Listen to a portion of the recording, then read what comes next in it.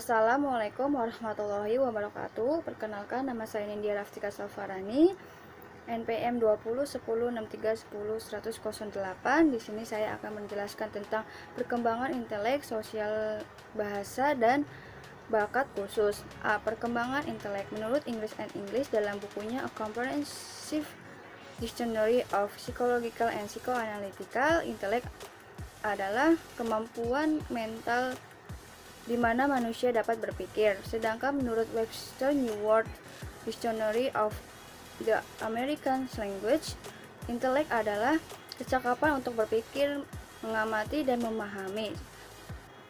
Kecakapan untuk mengerti hubungan-hubungan, perbedaan-perbedaan, dan sebagainya. Dengan demikian, kecakapan berbeda dari kemauan dan perasaan. Intelek adalah kecakapan mental yang menggambarkan kemampuan berpikir. Banyak definisi tentang inteligensi, namun makna inteligensi dapat diartikan sebagai kemampuan seseorang untuk berpikir dan bertindak. Kemampuan berpikir atau inteligensi diukur dengan tes tingkat inteligensi berpengaruh terhadap banyak aspek.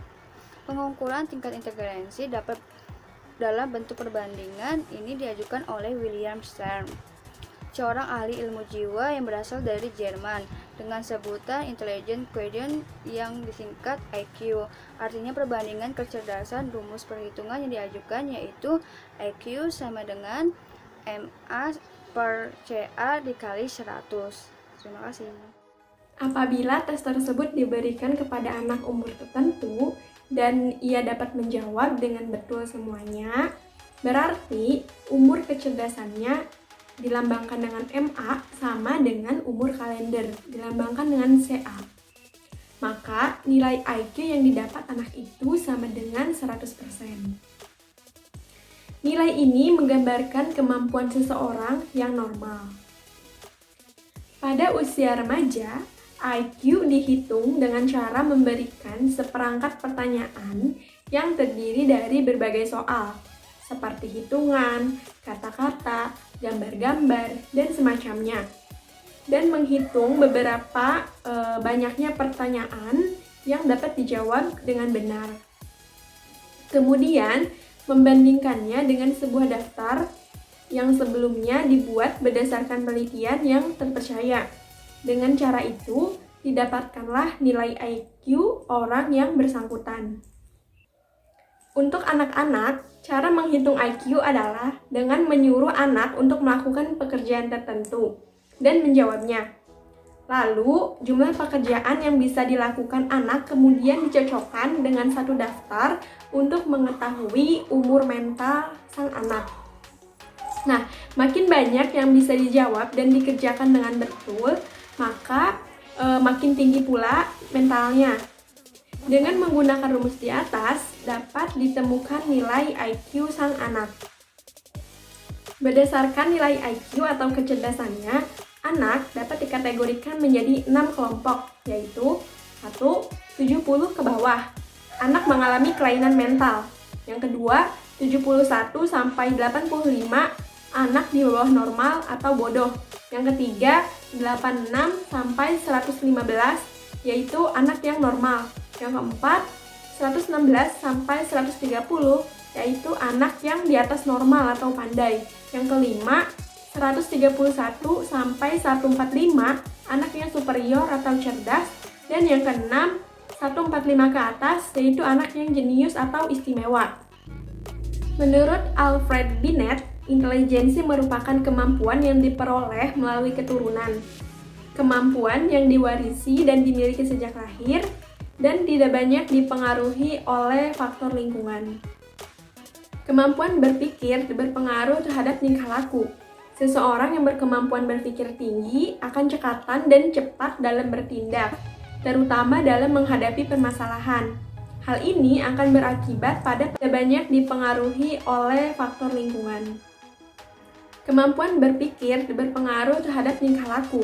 Seseorang yang berkemampuan berpikir tinggi akan cekatan dan cepat dalam bertindak, terutama dalam menghadapi permasalahan. Hal ini akan berakibat pada pembentukan sikap mandiri dan sebaliknya. Perkembangan intelijensi dipengaruhi oleh beberapa faktor, antara lain pengalaman belajar, berbagai bentuk pelatihan, faktor lingkungan, terutama lingkungan keluarga dan sekolah. Nah, oleh karena itu, terdapat perbedaan kemampuan dan irama perkembangan intelijensi antar setiap individu. B. Perkembangan sosial. Beberapa tentang perkembangan, manusia telah menemukan bahwa manusia tumbuh dan berkembang mulai dari masa bayi hingga masa dewasa melalui banyak tahapan dan banyak jenjang.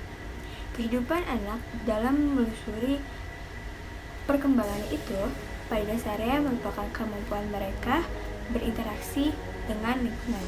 Pada proses integrasi dan interaksi ini, faktor intelektual dan emosional sangat mengambil peranan penting.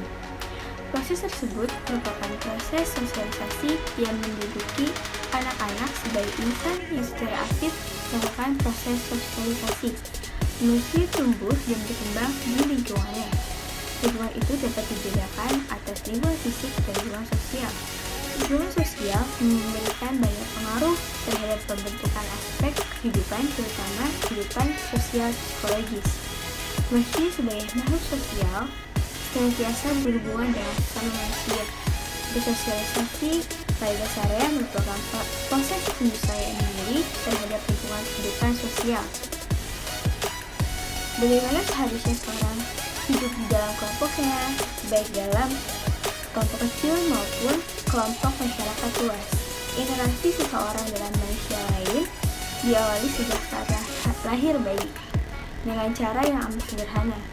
Sepanjang hidup, pola aktivitas sosial anak mulai terbentuk.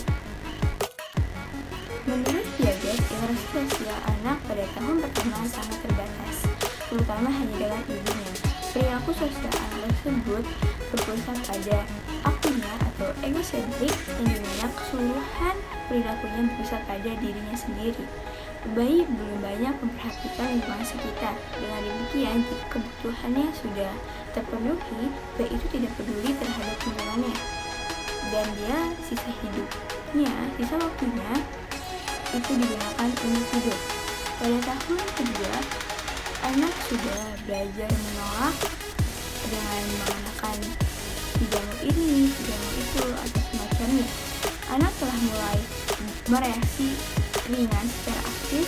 Ia telah belajar membedakan dirinya dengan orang lain. Perilaku emosional telah mulai dikembangkan dan lebih berperan.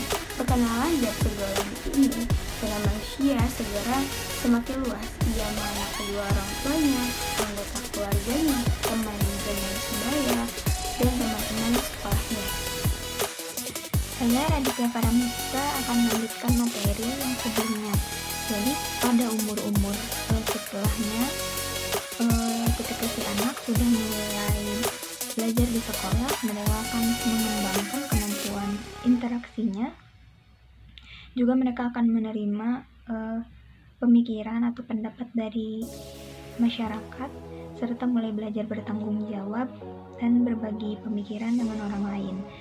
Jadi ketika menginjak dewasa, menginjak remaja, maksudnya interaksi dan pengenalan dengan individu lain, terutama dengan lawan jenis itu cukup dirasa penting. Kebutuhan bergaul dan berhubungan dengan orang lain ini sudah bisa dirasakan oleh seorang anak ketika dia mulai bisa mengenal orang lain, yaitu pada umur 6 bulan, ketika dia bisa membedakan ibunya dan anggota keluarganya. Pada akhirnya semua orang akan menyadari betapa pentingnya berhubungan sosial itu, karena manusia yang satu dengan manusia yang lainnya itu tidak bisa hidup sendiri-sendiri dan harus memiliki ketergantungan. Semakin dewasa dan bertambah umur, tingkat hubungan sosial menjadi kompleks, dan dengan demikian tingkat hubungan sosial juga berkembang dimulai jenjang perkembangan remaja sampai dewasa.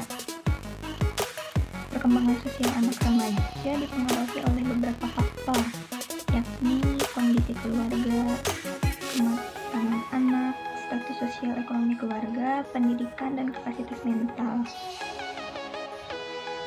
terutama intelek dan emosinya. Hubungan sosial remaja, terutama yang berkaitan dengan proses penyesuaian diri, berpengaruh terhadap tingkah laku sehingga dikenal beberapa pola tingkah laku seperti remaja keras, remaja yang mengisolasi diri, remaja yang bersifat egois, dan sebagainya. Perkembangan bahasa. Sesuai dengan fungsinya, bahasa merupakan alat komunikasi yang digunakan oleh seseorang dalam pergaulannya atau hubungannya dengan orang lain. Bahasa merupakan alat bergaul.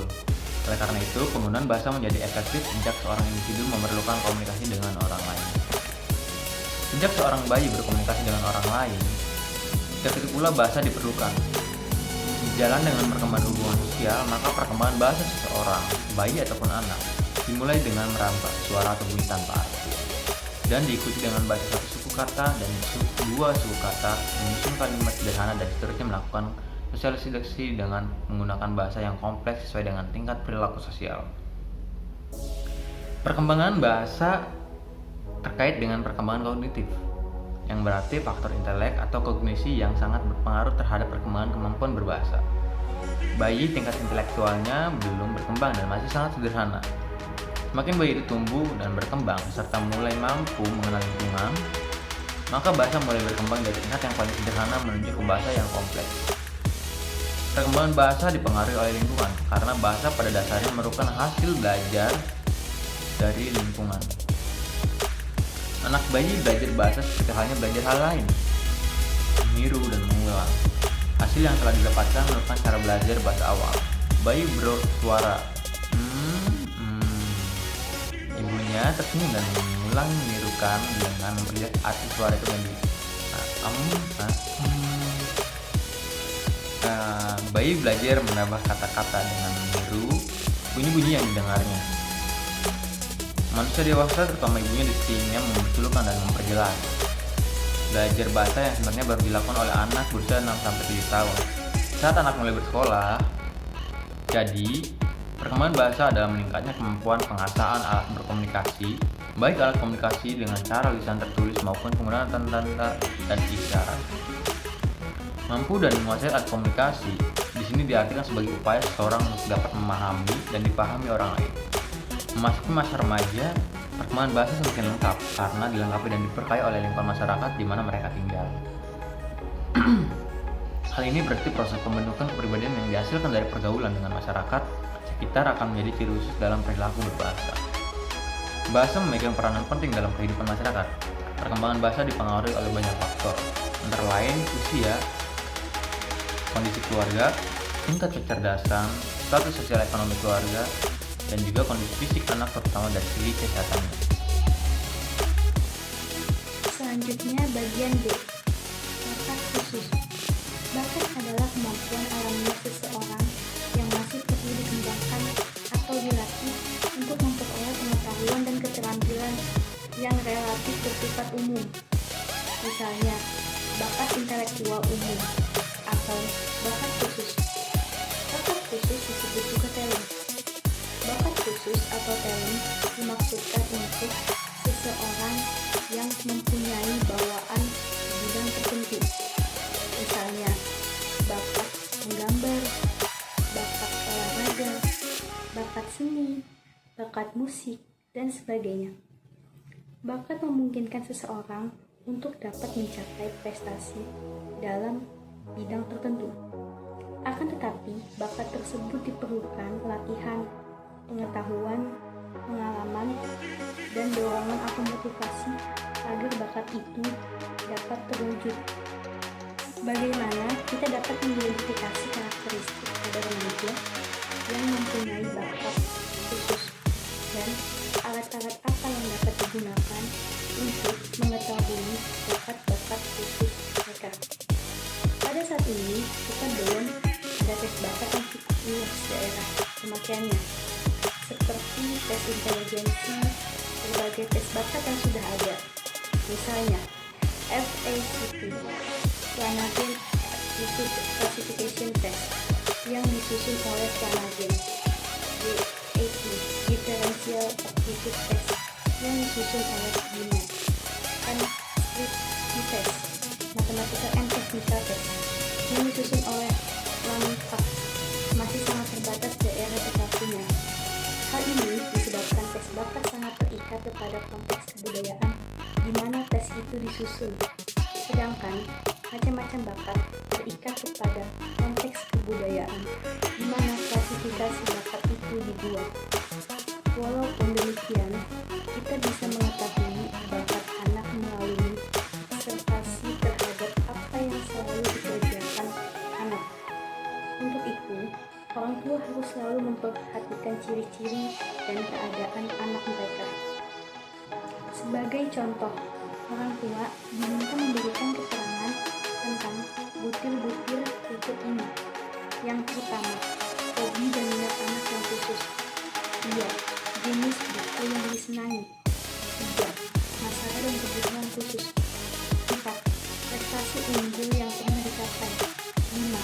Pengalaman khusus. 6. Kegiatan kelompok yang disenangi. 7. Kegiatan mandiri yang disenangi. 8. Sikap anak terhadap guru. 9. Cita-cita anak untuk masa depan. Bakat adalah sifat atau kemampuan potensi yang dimiliki seseorang dan akan berkembang dengan baik jika mendapatkan rangsangan yang tepat. Ada individu yang memiliki bakat khusus seperti melukis, olahraga, seni musik, seni suara, seni tari, dan sebagainya. Secara umum, bakat mencakup 3 dimensi, yaitu dimensi perseptual, psikomotorik, dan intelektual. Oleh karena itu, bakat berkaitan erat dengan keberhasilan prestasi hasil belajar. Perkembangan bakat seseorang dipengaruhi oleh faktor anak dan faktor lingkungan.